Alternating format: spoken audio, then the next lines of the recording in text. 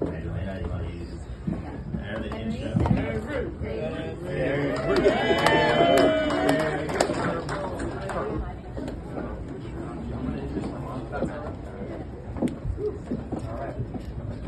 My name is Henry Kofi, and I'm excited to introduce my mom. She is a professional speaker and abundance alchemist. She's the founder of the Lotus Throne Sanctuary and Lotus Throne Coaching and Healing Sanctuary. Her podcast is celebrating its 5-year anniversary next month, and this is called Healthy and Wealthy and Wise. Fun facts about my mom. Her favorite musician, as you can tell, is Prince.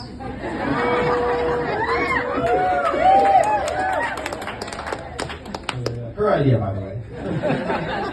She has completed 2 Ironman triathlons and multiple marathons. She loves sales and has had massive success in 6-figure sales careers spanning the last 25 years. She has also experienced homelessness, bankruptcy, a huge run of death, as well as divorce.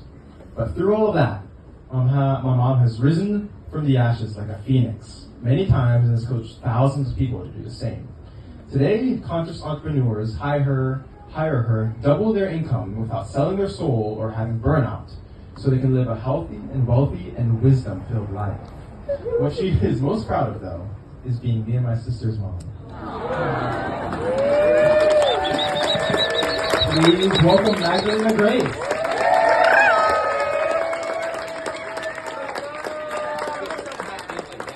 Thank you, Henry.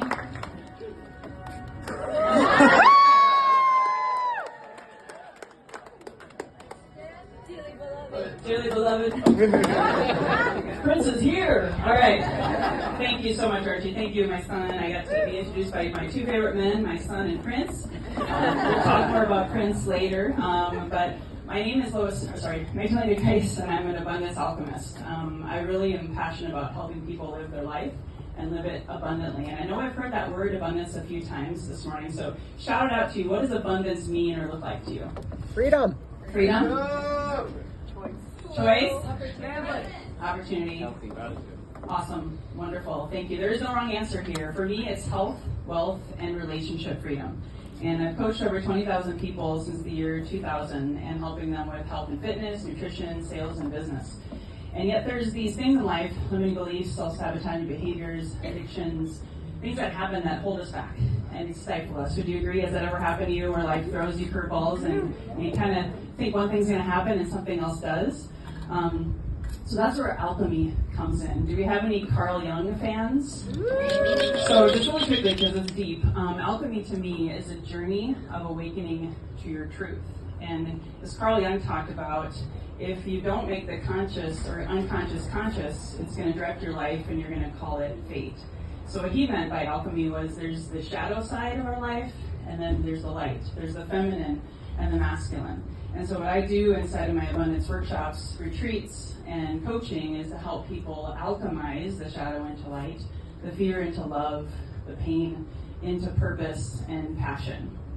And part of what I do with that is I mix a witchy cauldron. I'm a mystical yogi, one part of me. I'm a medicine woman, so shout out to San Pedro and psilocybin and all the beautiful, beautiful tools. And I'm a sales coach, so that's why I came up with Abundance Alchemist. I'm like, what the hell do I call myself? I don't know if John Block or Monty Shaw are here, but they helped me come up with that name, so I just want to give them a quick shout out. So an example, one of my last best customers was Dan, a massage therapist who worked at Massage Envy, and he hated it. He had been there 12 years and he wanted to work for himself, and he felt there was a cap on his income. He came to me and we first started with the medicine work. We first started with the shadow work, and it turns out he had a deep, deep father wound. Father's Day is this weekend. And he was the youngest of 3 boys, and a lot of times was bullied at school and treated differently because he was more feminine. And so once we healed that at the ancestral level, did a lot of shadow work over 6 months, then I coached him with some sacred sales and lead generation systems to help him fire his boss at Massage Envy, be free, and to be able to go out and replace that income, and now he's on his way to doubling it. I had a client, Janet, who had migraines and was struggling with her sales systems, and I was able to help her to build those and to be able to get rid of the migraines so she could triple her income and just have a better life. So why am I passionate about this? Really quickly, my story, I started out in sales at 22 years of age, And I was able to make 6 figures my first year working part-time because I had a coach and a mentor.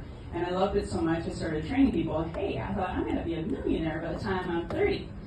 Well, life had other plans for me. In 2006, 2 things happened. I lost everything in the real estate crash. I had all my business, all my money, all my credit tied up in that. So I was homeless and facing bankruptcy and had my car repossessed the day before my 30th birthday. Not quite what I planned.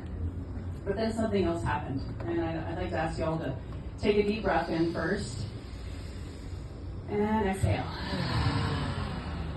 I know that June supports passion and crying on stage, so I'm going to see if I can do both. But one of my best friends decided his life wasn't worth living, and he killed himself. And I'll never forget that day. And between that and my journey of business failure, I thought I was a failure. And I operated for the next 14 years from shadows of shame, guilt, fear, abandonment. Added to that, over that 14 years, I lost 12 friends to suicide. Phone calls I'll never forget, funerals I wish I could, and I took on a lot of guilt and shame, like I was a really terrible friend, and I owned that like a paper bag around my body.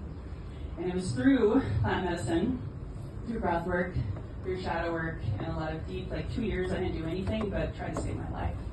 And thankfully, I did have a spiritual awakening, and came out to help more people also learn how to become abundance alchemists themselves, to turn their pain into purpose and passion, and to be able to really live an abundant life. And the last story, and this is where I got to bring Prince back in because he's my spirit guide. In that first year of healing, keep in mind I forgot my dad died, my brother died, my mom died, it just was like one thing after another. And so I didn't want to live. And in that first year of my healing, I had a ceremony where all of them showed up, all my friends